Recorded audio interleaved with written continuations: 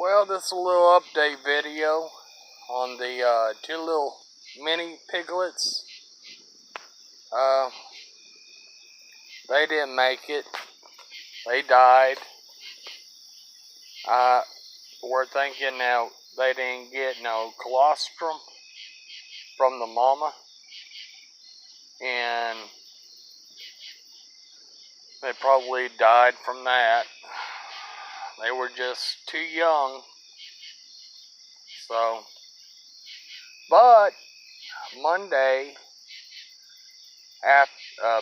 evening, I went up to Derby, Kansas, and bought me a baby potbelly.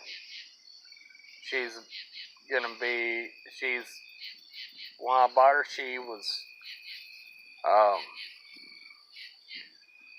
12 weeks.